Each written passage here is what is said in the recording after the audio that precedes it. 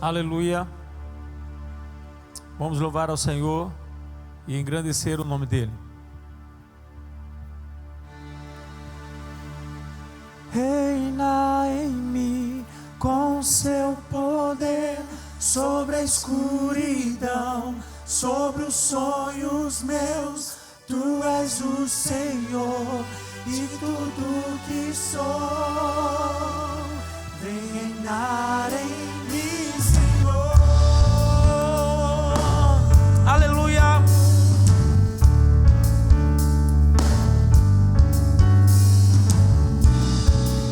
Santo é o teu nome, meu Cristo. Reina sobre nós.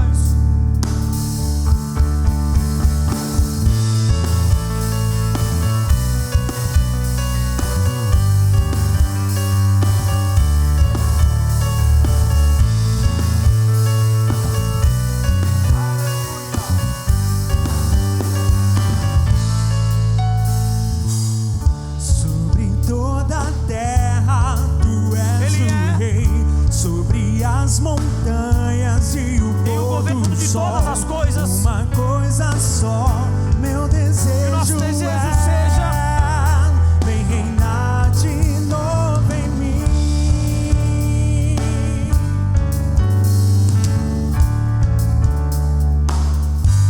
Aleluia. Sobre o meu pensar, tudo que eu falar faz-me refletir a beleza que há em ti. Tu és para mim mais que tudo aqui. Vem reinar de novo em mim, reinar em mim com seu poder sobre a escuridão, sobre os sonhos meus. Tu és o Senhor de tudo que sou. Vem reinar em mim, Senhor. Aleluia. Sobre o meu pensar, tudo que eu falar faz-me refletir a beleza que há em ti. No nosso Cristo. Tu és para mim Que Ele seja mais que sempre tudo para nós. aqui. Mais do que tudo. Reinar de novo em Cristo. reinar em mim com seu poder sobre a escuridão, sobre os sonhos meus. Tu és o Senhor de tudo que sou.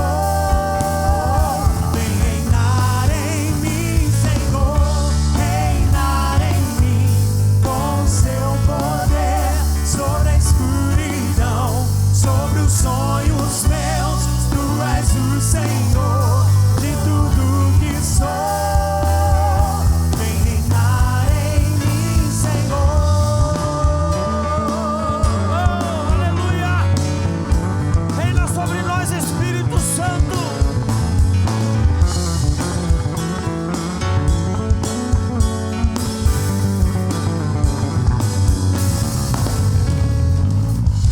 Reinar em mim com teu poder sobre a escuridão, sobre os sonhos meus. Tu és o Senhor de tudo que sou.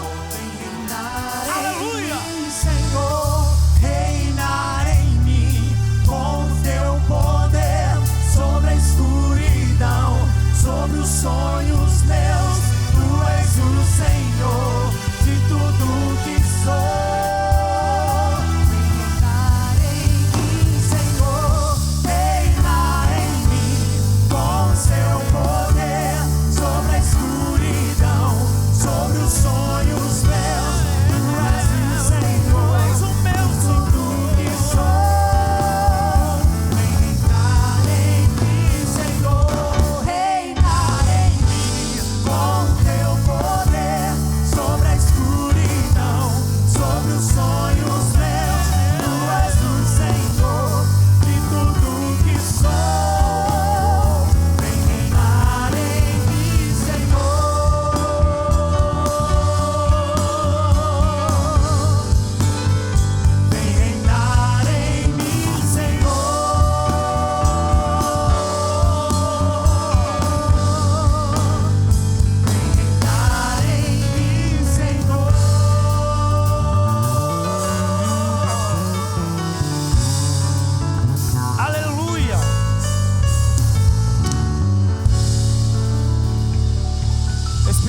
de Deus.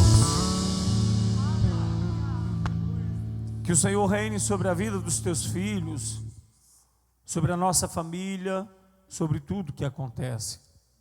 Tu tens o governo em tuas mãos.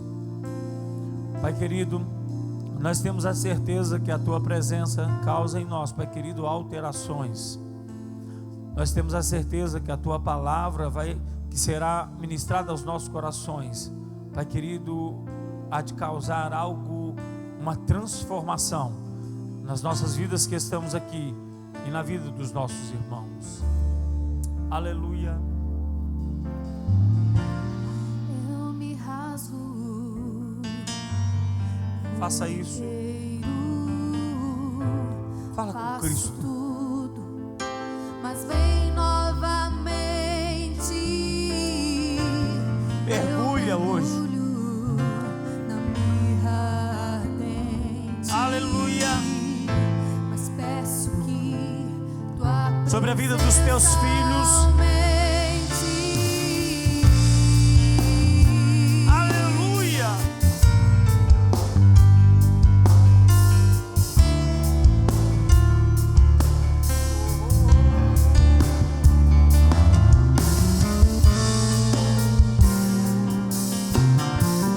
Oh Espírito Santo de Deus.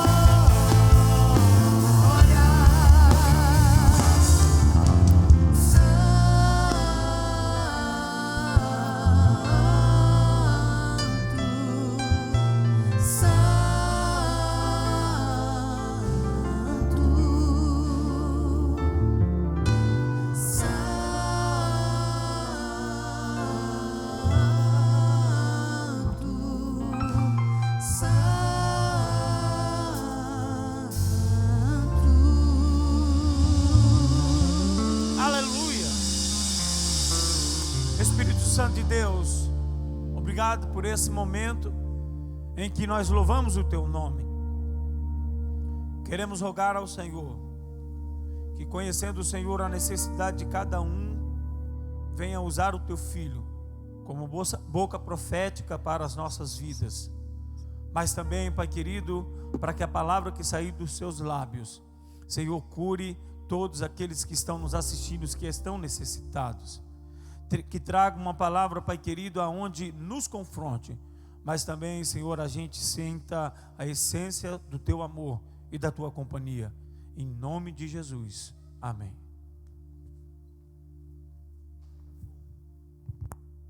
Meus irmãos, a paz do Senhor Jesus mais uma vez. Vamos estudar a palavra do Senhor hoje, irmãos. Livro do profeta Ezequiel. Profeta Ezequiel, capítulo de número 20. Texto conhecido dos irmãos.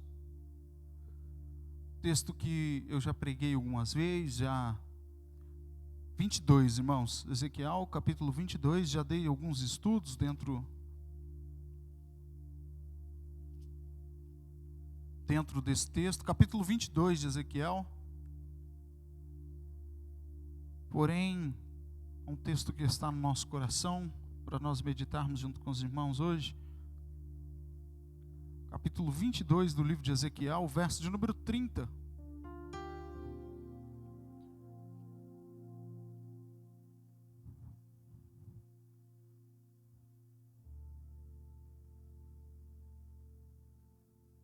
Ezequiel, capítulo de número 22, verso de número 30. Amém? E busquei dentre eles um homem que estivesse tapando o muro, e estivesse na brecha perante mim por essa terra, para que eu não a destruísse, mas a ninguém achei. E busquei dentre eles um homem que estivesse tapando o muro, e estivesse na brecha perante mim por essa terra, para que eu não a destruísse, mas a ninguém achei. Quero meditar junto com os irmãos alguns versículos bíblicos, algumas leituras, a respeito das características do homem que Deus procura. Quando eu digo homem, estou dizendo homem e mulher, mas as características do homem que Deus procura. Já estranha quem conhece a grandiosidade de Deus. É lógico que aceita pela fé, mas já estranha de imediato quem conhece quem é Deus, seus atributos, o fato de Deus procurar um homem. Qual a necessidade que Deus tem para procurar um homem? Quando o homem, abre aspas, ofende a Deus com as suas heresias, na verdade Deus não fica ofendido. Deus não se move 1 milímetro no seu trono quando alguém blasfema. Tudo que o homem acha que está provocando contra Deus, na verdade ele está provocando contra si mesmo. Porque Deus está num ambiente e num âmbito de grandiosidade, majestade tão grande, que não é possível o homem atingir a Deus em nada. O trono do Senhor não se mexe, não se move, sua majestade não se diminui. Deus não fica triste. O Espírito Santo do Senhor se entristece, porque Ele quer salvar esse homem, levar esse homem a Deus. Mas Deus continua o mesmo. Deus não é carente de oração. Deus não é necessitado de adoração. Se você adorar, a adoração vai provocar em você coisas tremendas, porque você adora, o Senhor recebe a sua adoração, e você é levado a se aproximar de Deus pela tua adoração, e isso promove em você mudanças, alegria, transformação, milagres. Mas o próprio Deus não muda porque você o adorou. Ele é o mesmo, ontem, hoje e o será eternamente. Então, quando a gente olha esses atributos da imutabilidade divina, ou seja, Deus não muda por nada. O que muda? A gente muda aquilo que fica velho, aquilo que quebra, aquilo que fica ultrapassado. Deus não muda, porque Ele é perfeito desde sempre. O Senhor é grande desde sempre e será grande para sempre. O Senhor é perfeito desde sempre e o será eternamente. Então Deus não precisa mudar. Você muda o celular, porque teu celular já ficou retrógrado, ele já não executa mais as funções que você acha que ele deveria executar. Aí lembra aquele Nokia azulzinho e prateado que a gente tinha, com as teclas brancas? Quem quer um daquele? Aquilo era o bicho quando saiu, todo mundo queria. StarTAC, lembra aquele celular? O Everton teve um, que era só rico que tinha. Então StarTAC, ele abria, era de anteninha. Hoje nem um museu quer, nem para o museu a gente quer. Aquelas coisas ficaram ultrapassadas. Agora Deus não fica ultrapassado, porque não tem, nunca houve e jamais haverá algo ou alguém que seja maior do que Deus, e seja mais excelente que Ele, mais perfeito que Ele, mais sábio do que Ele. Tudo que você pensar de coisa grandiosa, sublime, excelso, e que você pensar no topo, no pico, no ápice, Deus está acima. Você pensar em algo grande, Deus é maior. Se você pensar em algo lindo, Deus é mais lindo. Algo poderoso, Deus é mais poderoso. Ele não é só mais poderoso que qualquer poder. Ele é a fonte de todo poder. Então, quando a gente pensa nesse aspecto, a gente para pensar, o homem que Deus procura. Quando Deus institui esse planeta, esse mundo, a liberalidade, a legalidade desse planeta é dado ao homem. O Senhor disse, crescei, multiplicai e sujeitai a terra. Por isso Satanás, quando vem tentar Adão e Eva, ele não vem em forma espiritual, ele vem em forma material. Porque o que é material está na sujeição do homem. Então o mundo espiritual não tem deliberalidade para trabalhar no que é material sem liberalidade. Alguém precisa da liberalidade. Perceba, nem todo mundo, todo mundo é tentado, todo mundo está sujeito às tentações demoníacas. Todo mundo está sujeito. Até o Cristo foi tentado. Agora, nem todo mundo é possesso por demônios. Mesmo que o mundo jaz no maligno, mesmo que a pessoa caia, peque, mesmo que a pessoa se afaste da presença do Senhor, obrigado meu irmão, Deus abençoe. Mesmo que a pessoa esteja contaminada pelo pecado, nem todas elas estão possessas de demônios. Por quê? Perceba que só vai ser sujeito às possessões aqueles que dão liberalidade para o mundo espiritual demoníaco atuar na vida material daquela pessoa. Então perceba, Satanás vem de maneira material, a serpente dá lugar para ele, ele entra dentro da serpente, então ele trabalha no mundo material. Hoje os demônios continuam trabalhando no mundo material, mas através de vidas que dão legalidade, liberalidade para esses demônios trabalharem no que é material. Da mesma forma, o Cristo quando vem trabalhar no âmbito material, ele vem de forma legal. Ele vem um ser espiritual, mas um ser espiritual habitando em um corpo material. Dessa forma, ele não quebra a sua lei. Ele não quebra a legalidade e a autoridade que ele deu para o homem sujeitar o mundo material. E a palavra do Senhor está profetizada. A palavra do Senhor que está toda nesse livro que nós temos na mão, o plano para a humanidade, começo, meio e fim de tudo que vai acontecer está dentro desse livro. Às vezes nós nos assustamos humanamente com o que está acontecendo aí fora em todos os âmbitos. Notícias, tragédias, não só a pandemia, mas filho matando pai, pai matando filho, mãe que abandona criança pequena. A gente se diverte tanto, olhando a Andréia lá no fundo com a Nenê, né? A gente se diverte tanto com os filhos, quando ele começa a falar, começa a andar, dá trabalho, custa caro. Mas a gente se diverte tanto quando aparece a notícia de uma mãe que colocou a filha dentro de uma bolsa, jogou num rio, jogou numa lagoa, deixou na lata do lixo. A gente perde o sono com essas coisas. Mas nós sabemos também que tudo isso é bíblico. Iria acontecer, está acontecendo e vai continuar acontecendo para que toda a palavra do Senhor seja cumprida. Concluo a introdução. Pensando em tudo isso, é que nós entendemos por que é que Deus procura homens. Porque para fazer aquilo que é material, Deus sempre vai usar alguém para trazer do espiritual para o material. Todas as vezes que Deus traz alguma coisa do espiritual para o âmbito material, Deus usa alguém. Se Deus quiser abençoar a sua casa, Ele vai abençoar. Mas Ele precisa de alguém dentro da sua casa, ou alguém que vá à tua casa, para que Ele possa materializar o que é espiritual no âmbito material. Às vezes nós, e muitas vezes, deixamos de experimentar o que é espiritual, porque não estamos na posição de canal de Deus, de instrumento de Deus, para que Ele traga o que é espiritual para o âmbito material. Deus pode ressuscitar todos os mortos. Ele tem poder para isso. Mas se alguém nesse âmbito material não for a um morto material e dizer para o espírito dele sair do mundo espiritual em nome de Jesus e voltar para o âmbito material, o espírito não volta. Agora eu pergunto para os irmãos que estão em casa: quem tem coragem de ir agora lá na funerária tia?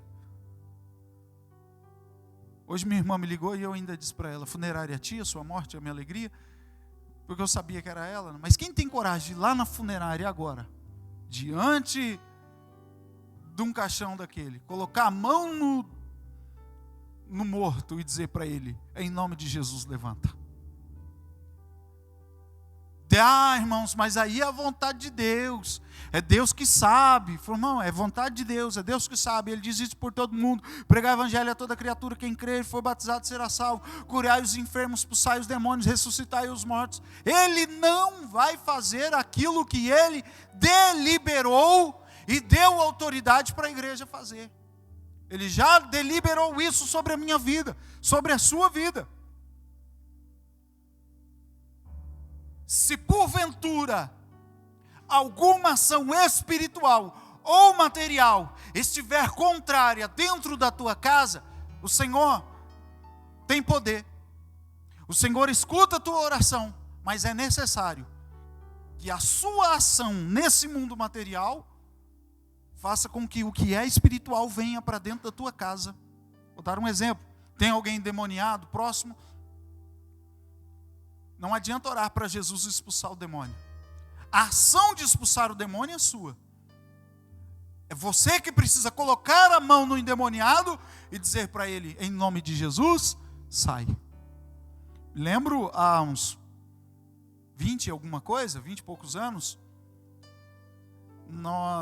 uma mulher entrou correndo dentro da casa da minha mãe e meu pai era nova convertida. E ela entrou correndo dentro da casa da mamãe e do meu pai e disse: eles querem me matar, eles querem me matar. Minha mãe disse: quem quer te matar? Ela disse: os meus guias. Porque eu disse lá na Umbanda que eu vou para a igreja, os guias disseram que então eu não vou viver, que eles vão me matar. E eles acabaram de entrar na minha casa para me matar. A minha mãe e meu pai não sabiam muito o que fazer. Me lembro que meu pai pegou a Bíblia e começou a ler Marcos 16. E quando meu pai estava lendo: em meu nome expulsarão os demônios, a mulher caiu. Caiu e virou uma cobra, derrubou tudo que tinha na sala. A minha mãe e meu pai, novos convertidos, não sabiam muito o que fazer, mas a única coisa que eles lembraram era de como o pastor fazia. Que eles fizeram? Colocaram a mão na mão. Novos convertidos, não fizeram curso, não gritaram, não tinha ministério, não tinha nada. Novos convertidos de tudo, colocaram a mão e disseram: em nome de Jesus, sai. E o demônio saiu. Aliás, não era um demônio, era uma legião de demônio. Porque aquilo que o Senhor deliberou para que nós fizéssemos, o Senhor não vai fazer, irmãos. Nós é que vamos fazer. Então, quando eu digo que o Senhor procura, não é porque o Senhor tem necessidade. É porque nós temos necessidade. E as nossas necessidades só podem ser supridas do espiritual para o material, se alguém aqui no material disser: Senhor, pode trazer do espiritual para o material, porque eu vou ser o canal para o Senhor trazer. Na sua casa, na sua. Alguém precisa lá na sua, painha. Alguém precisa ser o canal. Alguém precisa estar na posição.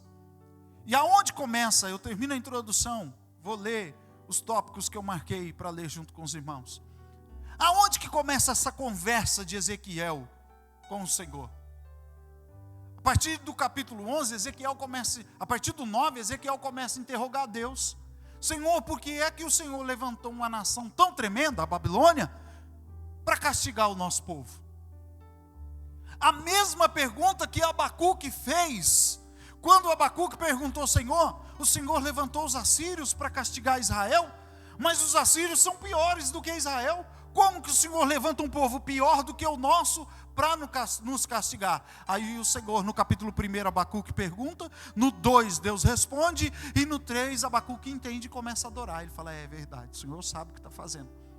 Aí ele tem a oração de Abacuque. No 1 ele pergunta, no 2 Deus responde, no 3 ele adora ao Senhor. Ezequiel está indo no mesmo caminho, só que agora não são os assírios, é outro momento, são os babilônicos. Ele está lá na Babilônia, Israel pegando fogo, os muros caíram, e ele está dizendo, Senhor, por que tão grande destruição? Aí o Senhor diz para ele, Ezequiel, isso não foi do dia para a noite não.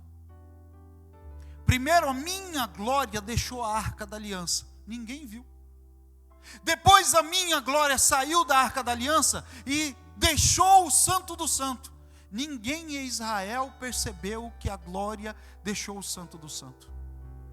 A minha glória saiu do santo do santo e passou pelo átrio do templo. Ninguém viu, ninguém sentiu falta, ninguém notou a ausência da glória. A minha glória transpassou Jerusalém, ninguém viu. A minha glória subiu o monte, ninguém percebeu. A glória subiu de volta para o céu. A glória que tinha na arca da aliança já está comigo aqui, e ninguém em Israel percebeu. Tamanha era a decadência dos israelitas.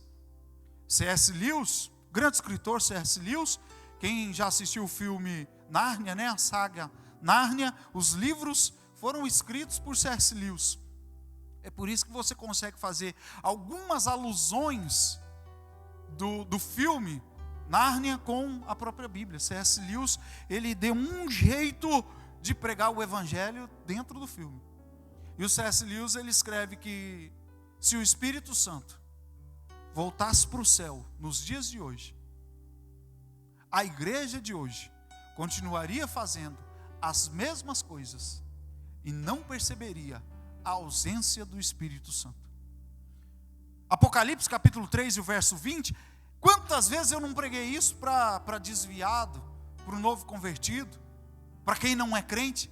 Eu dizia, Jesus está à porta e bate. Se alguém ouvir a voz do Senhor e abrir a porta do seu coração, e a gente pregava, né, para o não crente, dizia para ele, ó, o Senhor está na porta do seu coração batendo. Se você abrir a porta do seu coração, o Senhor vai entrar e vai fazer morada na sua vida. E o pecador ficava alegre. Mas quando a gente olha para Apocalipse capítulo 3, a gente percebe, para quem foi endereçada as cartas? Para o pecador ou para a igreja?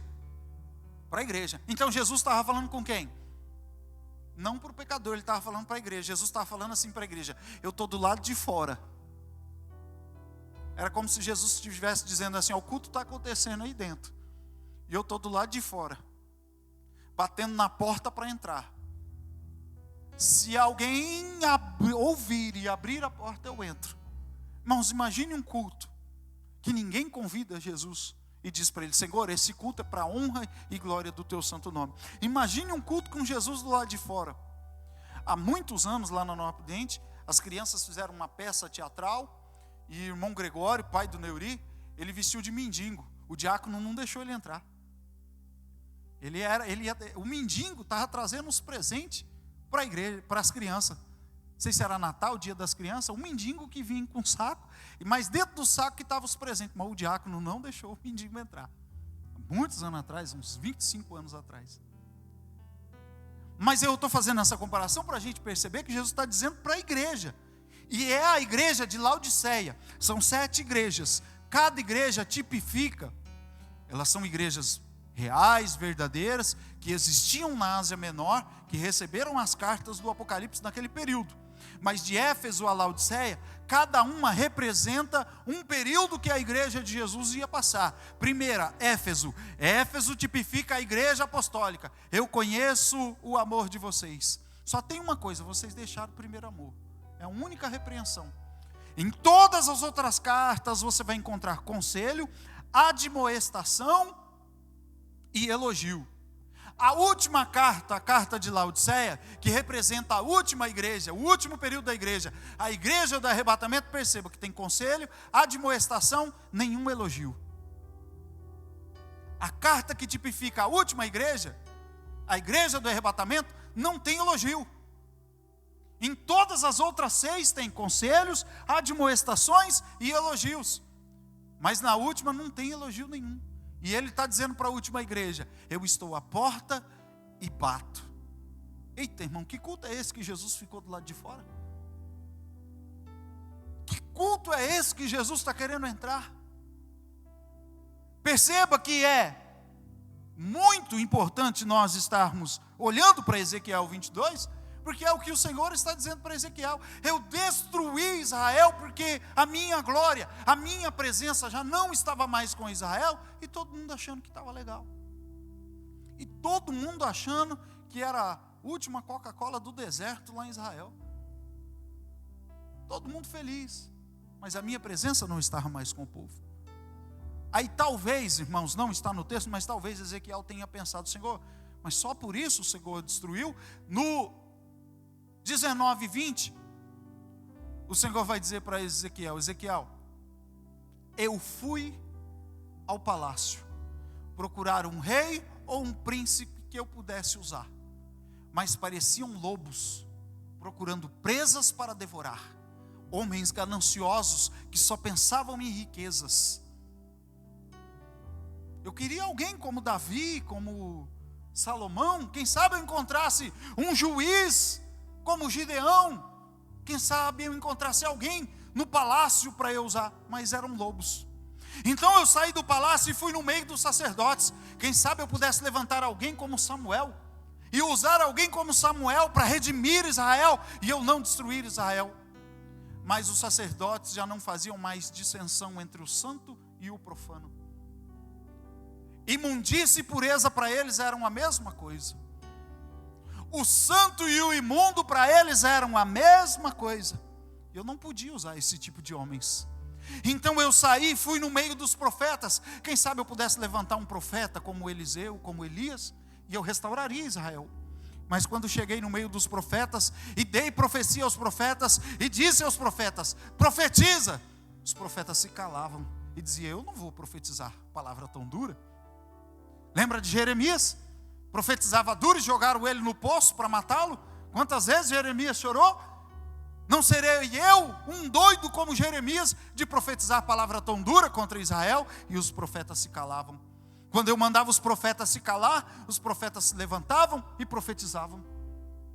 O que eu mandava falar, eles não falavam. O que eu dizia para eles não falar, eles profetizavam e diziam: assim diz o Senhor. É pouco Ezequiel, para que eu destruísse Israel?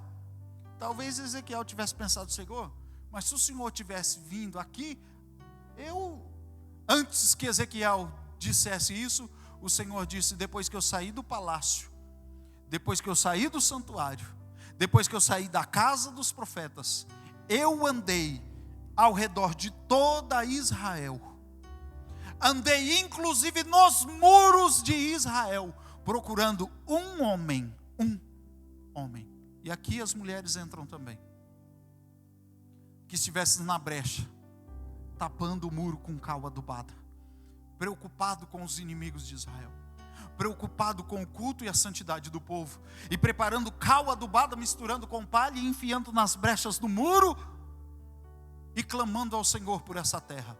Sabe quantas pessoas eu encontrei, Ezequiel? Chegamos no versículo 30. Nenhuma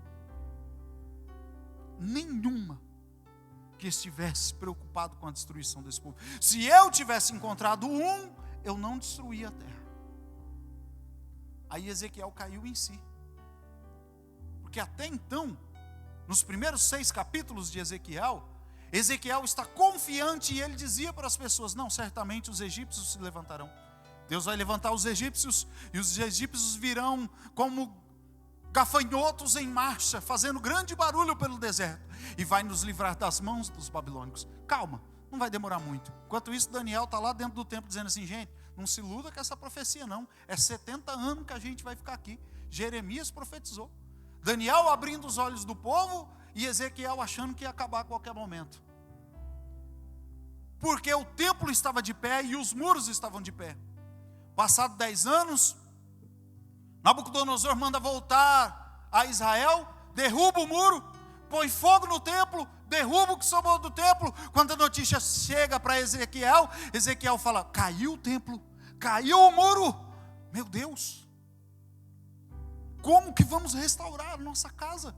Será que Daniel tem razão a respeito da profecia de Jeremias? Vamos ficar aqui 70 anos. Aí ele começa a reclamar com Deus. Aí Deus diz assim: está vendo? Vou te mostrar. Quando Deus mostra todo esse cenário para Ezequiel, Ezequiel cai em si e começa a lamentar a destruição. Perceba, irmãos, que Deus não faz nada no âmbito dessa terra sem usar alguém. E quando alguma coisa acontece no âmbito material, alguém deu deliberalidade para que isso acontecesse.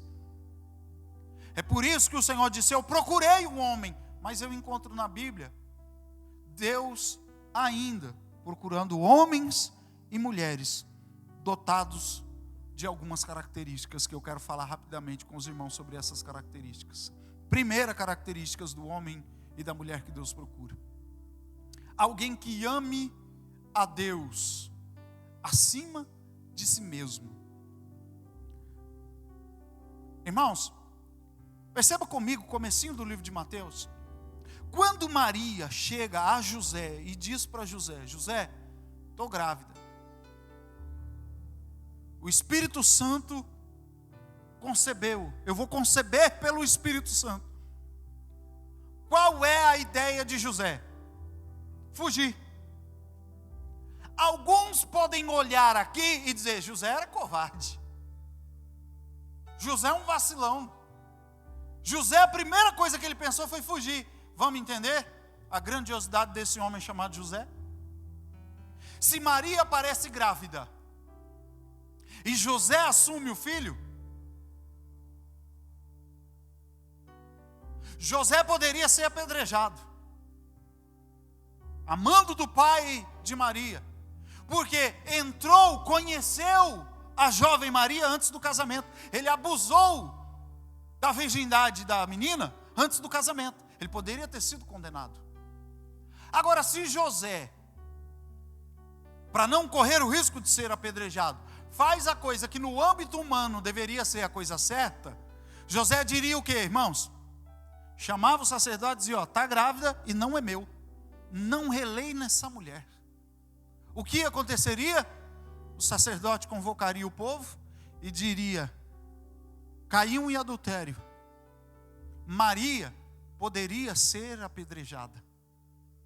Quando José diz: não vou falar nada para ninguém, vou juntar minhas coisas e vou fugir, José está dizendo assim: fugindo eu, a culpa vai cair em mim, eu vou destruir a minha reputação, eu vou destruir o meu futuro, eu vou destruir a minha família, a reputação e o nome da minha família, mas ninguém vai pôr a mão em Maria, ninguém vai condená-la, eu vou deixar a culpa cair em mim, e assim todos vão proteger Maria e a criança. Irmãos, imagine você noiva de uma mulher virgem, e ela parece grávida. As mulheres, imagine o teu noivo nos dias do casamento disser para você que tem outra moça grávida dele. O José diz assim: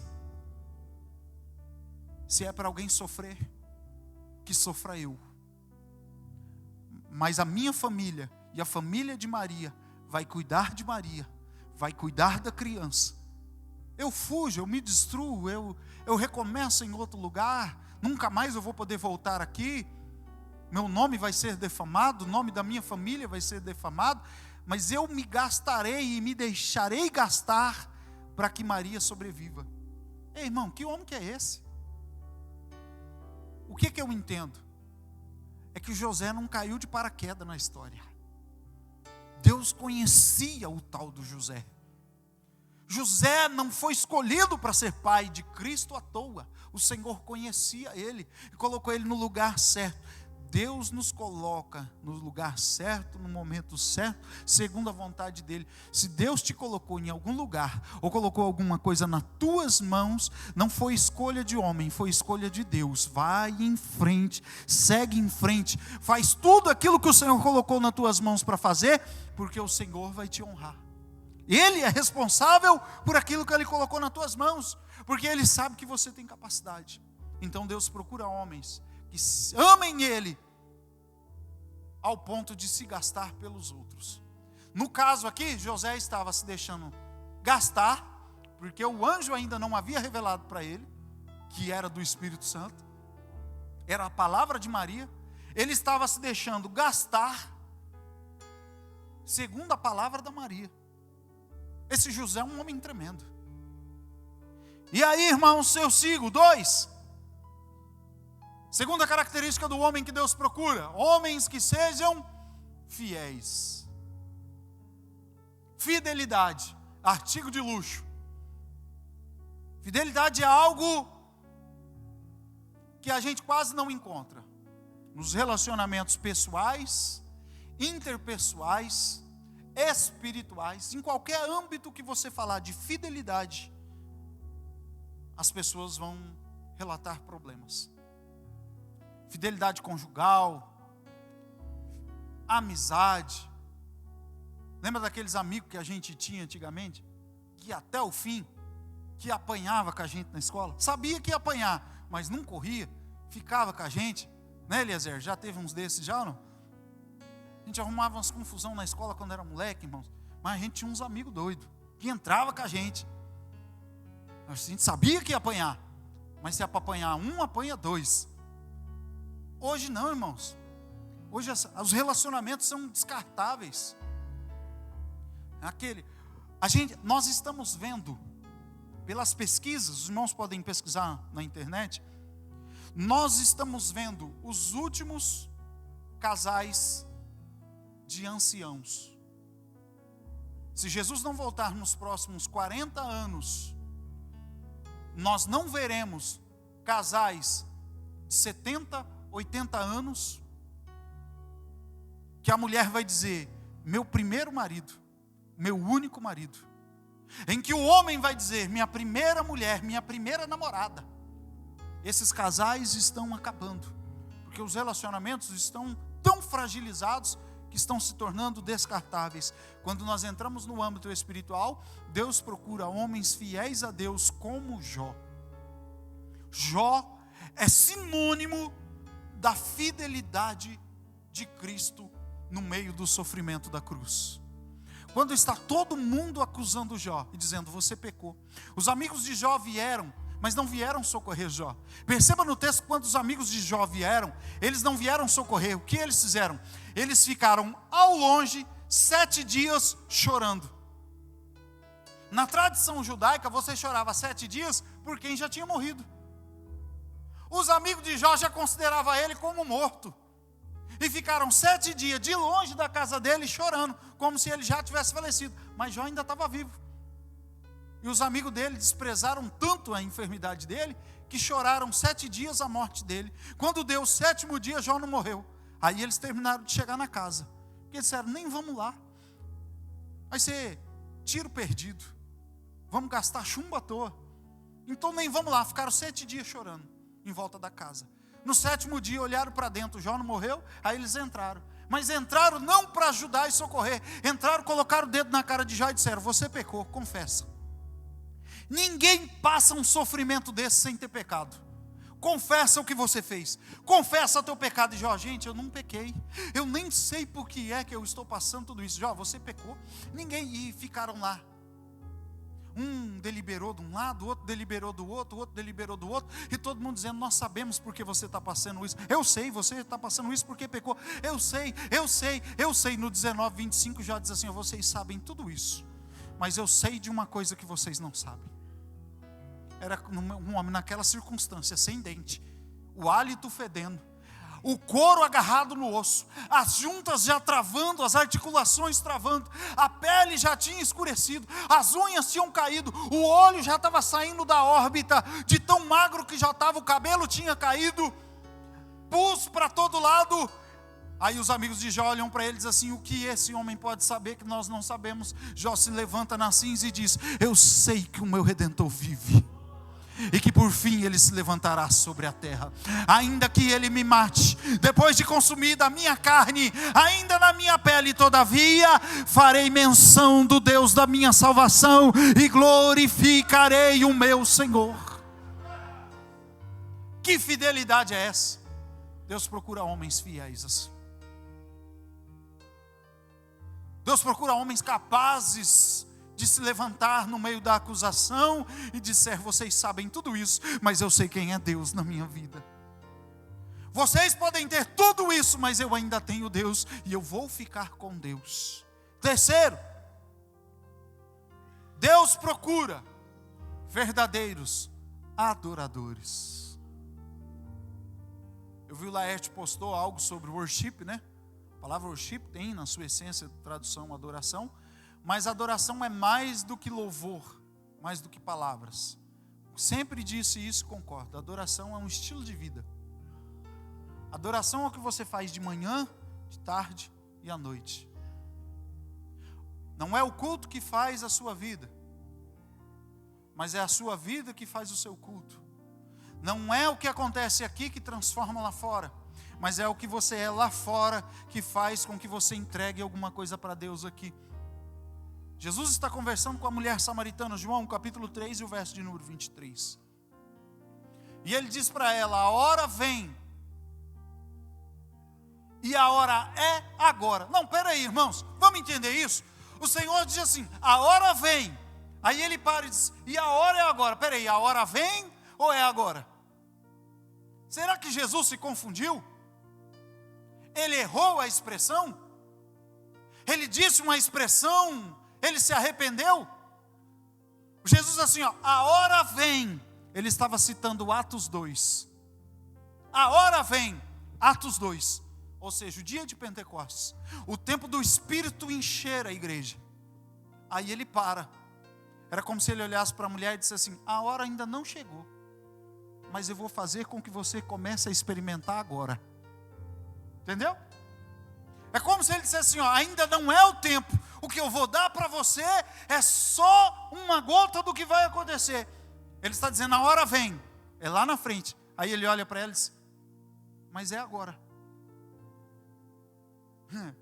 É como se ele antecipasse para a mulher o gozo e a alegria que a vinda do Espírito Santo ia provocar sobre a igreja no dia de Pentecostes.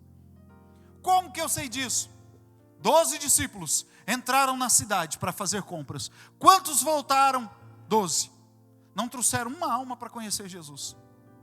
A mulher que teve aquele encontro com Jesus entra na cidade, e a Bíblia diz que ela sozinha trouxe uma multidão para ter com Jesus. A alegria que o Espírito Santo gerou dentro dela foi tão grande que ela trouxe uma multidão. É como se ela entrasse na cidade gritando, vem ver o homem que eu encontrei, vem ver o que eu encontrei, vem ver a grandiosidade do homem que falou comigo, vem ver a grandiosidade do profeta que Deus levantou em Israel, vem ver se não é o Messias profetizado, vem ver se não é o Cristo que nós estávamos esperando. Basicamente isso. A palavra que verdadeiro no grego é aletheia, e aí eu caminho para terminar. Aletheia significa não fictício, não fingido ou não falso. Quando a Bíblia diz verdadeiros adoradores, a palavra aletheia significa aqueles que não fingem que me adoram, aqueles que não têm uma adoração fictícia, aqueles que não são falsos adoradores. É esse que o Senhor procura. Irmãos, vir ao culto quando todos estão cantando, levantar a mão, fechar o olho e cantar junto com a igreja, qualquer um faz. Papagaio é especialista, papagaio não fala. Papagaio repete sons. Quando você começa a repetir um som, o papagaio acha interessante e ele começa a repetir o mesmo som. Mas isso não significa que ele está falando. O papagaio está longe de falar. Longe. A adoração tem o mesmo sentido. Esses dias alguém me perguntou, irmão, para adorar a Deus, para ir morar no céu, é necessário falar em língua estranha? Aonde está isso na Bíblia? Tem gente que não grita, tem gente que não fala em língua estranha. Mas quando fecha o olho, ou quando ergue a mão, vai diante do trono de Deus e mexe com Ele. Já viram aquele desenho que tem na internet, os irmãos já devem ter visto, que tem várias pessoas, uns engravatadinhos, umas mulheres bem vestidinhas, e um roqueirão, cabeludão sentado, e todo mundo olhando para o roqueirão e dizendo assim, perturbado, o outro endemoniado, o outro olhando para ele dizendo, isso aí não tem nada de Deus na vida dele, e o roqueirão de olho fechado dizendo, Senhor Jesus, o meu coração é teu. Porque a adoração, ela ultrapassa limites, a adoração é verdade. A adoração está mais ligada com a verdade empregada no nosso ato do que no tamanho da nossa atitude. Não importa quão alto eu pulo ou se não pulo. O importante é a verdade que me fez pular ou não me fez pular. Não importa o quão alto eu gritei. O importante para Deus é a verdade do meu grito ou do meu silêncio. Não importa se falo em língua estranha ou não falo em língua estranha. O importante para Deus é o que há de verdade na minha língua estranha ou na minha oraçãozinha com o meu português limitado, quando eu dobro o meu joelho e engrandeço a Cristo. Última característica para eu orar junto com os irmãos. Volta em Ezequiel. Quarta característica do homem que Deus procura são os homens e mulheres de coração quebrantado. No capítulo 9, irmãos, o Senhor mostra uma visão para Ezequiel. E Ezequiel vê 6 homens vestidos de branco, com espadas na mão, com uma ordem de Deus: entre em Israel e mate todos os homens. Quando Ezequiel vai se assustar com a visão, ele vê que no meio dos 6 homens há um homem vestido de branco, com um cinturão atravessado no peito e um tintureiro no cinturão. E dentro do tintureiro uma caneta de marcar. E o Senhor disse para Ezequiel, olha novamente a visão. Era como se Ezequiel estivesse dizendo para o Senhor vai matar todo mundo. E como se Deus estivesse respondendo para Ezequiel, vou mandar matar a todos, menos os que choram. Quem chora não. Quem geme não. Quem tem coração quebrantado, não.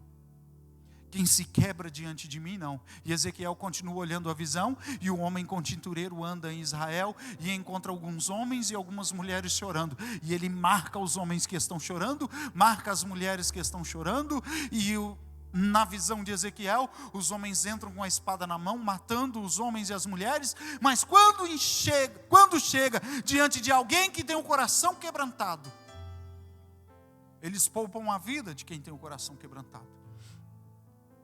Lembra de como eram os nossos cultos há 20, 30 anos atrás? A gente já trazia lenço, sim ou não? Porque não importa quem ia pregar, não importa que hinos iam cantar, uma coisa é certa, a gente ia chorar. Era ou não era? Era difícil um culto que a gente saía sem chorar. A gente já vinha preparado. Os pastores já traziam lenço no bolso, as irmãs já traziam lenço dentro da Bíblia, porque uma coisa é certa, Deus mudou, a melodia mudou, as letras mudaram, a palavra mudou, o que mudou? O nosso coração. Nós não quebramos mais o coração, já estamos com vergonha de chorar diante de Deus. Irmão, coisa bonita, coisa linda, é pegar um marmanjo, daqueles duros, casca dura, barba de lenhador, tem um ali no fundo, aquelas barbonas de lenhador, durão, bravão, mas quando o Espírito se aproxima, toca, vai dar licença, mas eu preciso derramar algumas lágrimas aqui diante de Deus, porque quando eu choro Ele me escuta, quando eu choro Ele me atende, Ele me socorre, Ele trabalha a meu favor, Ele trabalha no meu coração. É o que o texto está dizendo. Deus procura ainda homens fiéis, verdadeiros adoradores. O Senhor procura quem tem o coração quebrantado e quem ame ao Senhor a ponto de se gastar pelos outros. Deus pode estar procurando você hoje. Está chorando, passou a semana chorando. Chore aos pés do Senhor, porque a palavra, o estudo da palavra do Senhor para a nossa vida nessa noite, para a tua vida nessa noite, o Senhor está te procurando. Ame ao Senhor, adore ao Senhor com verdade, seja fiel ao Senhor no pouco, sobre o muito Ele vai te colocar, e tenha um coração quebrantado diante de Jesus. Eu tenho uma pessoa lá em casa, eu não vou falar o nome, eu tenho uma pessoa lá em casa que chora quando assiste filme. Não deve ser o Eduardo, né, irmãos?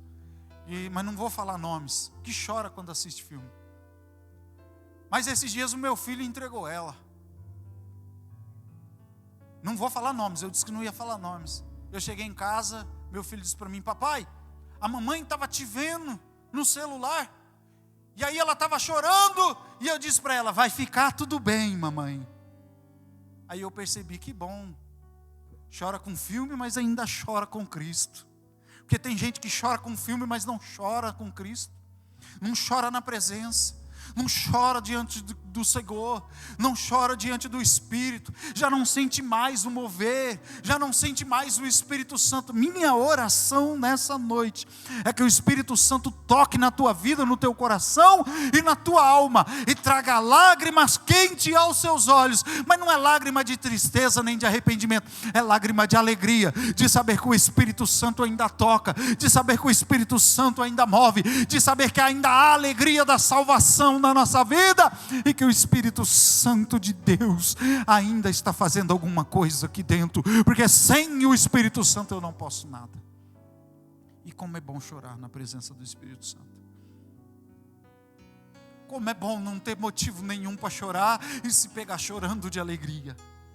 Como é bom quando a voz fica embargada, o olho começa a lacrimejar, e tudo que a gente quer é ficar alguns momentos ali chorando na presença de Jesus e dizer: Jesus, como é bom esse lugar, como é bom a tua casa, como é bom a tua palavra, como é bom o teu Espírito Santo, como é bom chorar. Irmãos, eu disse e vou repetir: se o céu for um lugar para ficar chorando na presença do Espírito Santo, eu quero ir para lá, passar a eternidade chorando diante dele, porque bom é chorar na presença do Senhor. Eu quero orar pela sua vida, para que o Senhor quebrante o teu coração, para que a palavra more em ti, e para que o Espírito Santo te dê a alegria e as lágrimas do avivamento.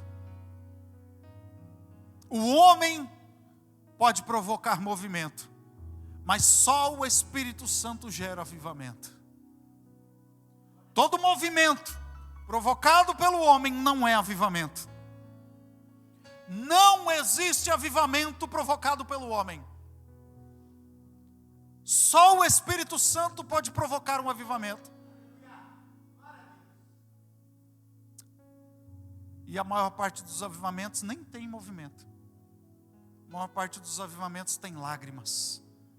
Já estudou o avivamento de Neemias? O povo ficava em média 6 horas em pé, em praça pública. Neemias e Esdras lendo o livro da lei. Irmãos, não era salmo, não era Abacuque 3, não era palavra profética. Neemias e Esdras estavam lendo a lei, olho por olho, dente por dente. Não roube, não peque, honra teu pai, honra tua mãe, faça isso, não faça aquilo. E a Bíblia diz que o povo chorava. Isso é avivamento. Feche teus olhos, curve a tua cabeça.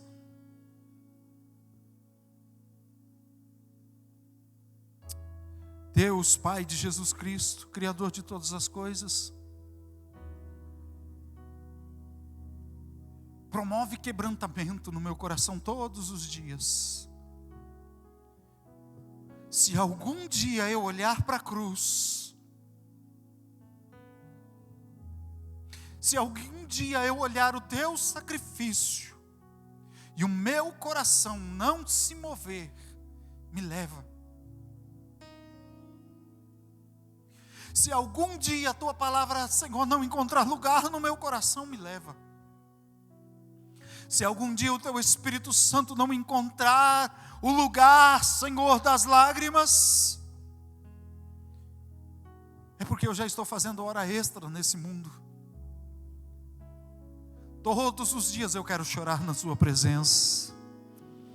Todos os dias eu quero o teu Espírito Santo. Todos os dias, Senhor, eu quero, Senhor, ser pentecostal. E não é para fazer barulho, mas todos os dias eu quero sentir o teu Espírito Santo gerando língua estranha em mim, gerando experiência em mim, gerando milagres em mim, na minha casa, na minha família, no meu trabalho, Senhor, na igreja que o Senhor me colocou, Senhor, para pastorear. Senhor, há quem diz que a igreja é a cara do pastor, Senhor. Então, Senhor, que a cara da igreja seja a cara de Jesus, porque eu quero, Senhor, que a minha vida tenha a tua afeição, a afeição do teu Espírito Santo, e eu sei que em breve nós estaremos reunidos novamente aqui, e eu quero a tua igreja chorando na sua presença, eu quero o teu Espírito encontrando liberdade para trabalhar nesse lugar, eu quero que o teu Espírito cure enfermidades, que o cego possa encontrar um lugar aonde ele seja curado, que o aleijado tenha nesse lugar um lugar onde ele tenha esperança de andar de novo, que aqui o Senhor batize com o Espírito Santo na escola dominical, no trabalho de jovens, no ensaio, no círculo de oração, no ensaio da banda Gedó. Oxalá que muitos dias a banda Gedó se encontre, Senhor, para ensaiar nesse lugar e nem consiga ensaiar, mas que haja um quebrantamento, um mover do teu Espírito Santo, e que os louvores já não sejam mais nessa língua, mas que em línguas espirituais, em sons espirituais, eles possam te louvar, tudo isso banhado em lágrimas, banhado em quebrantamento, banhado na presença do teu Espírito Santo. Faz isso em nós, gera isso em mim, para que teu nome seja glorificado, e para que eu viva em um mundo de mortos, de cadáveres, de gente que já morreu e não percebeu. Ajuda a tua igreja a permanecer viva, restaura-nos no nome de Jesus, amém e amém. Meus irmãos, domingo nós estaremos novamente transmitindo a partir das 19 horas. Os irmãos viram que nós ficamos alguns minutos fora do ar, nós tivemos um probleminha. Aliás, nós já tivemos vários problemas, né, irmãos? Mas praticamente já consertamos todos eles. Hoje foi um ápice, assim, foi um lapso. Não era para ter acontecido, mas aconteceu. Mas já consertamos, irmãos, e eu prometo para os irmãos, em nome de Jesus, os irmãos me cobrem que eu cobro o Eliezer, nada. O Eliezer tem sido um ajudador aqui para a gente, tem se disponibilizado. Os irmãos do Planaltini, orem pela vida do Eliezer. Eliezer tem se disponibilizado, se gastado junto com a banda Gedó aqui, todas as lives, todos os cultos, eles estão aqui. Quando eu chego aqui, eles já estão aqui. Orem pela vida deles, não é culpa deles o que aconteceu, mas estamos trabalhando para que não aconteça novamente. Então, domingo, 19 horas, estaremos aqui transmitindo, banda Gedó louvando o nome do Senhor. O presbítero Weber vai estar ministrando a palavra do Senhor, e eu tenho certeza que Deus tem uma palavra para a nossa vida e o nosso coração. Vamos despedir com a bênção apostólica, você que está aí na sua casa, faça assim com as tuas mãos. Eduardo, Henrique, a mão, filho. Que o grande amor de Deus, nosso Pai, a graça de nosso Senhor e Salvador Jesus Cristo, a comunhão e as consolações do doce e meigo Espírito Santo, seja com todo o povo de Deus. E o povo de Deus diz amém. Deus abençoe os irmãos.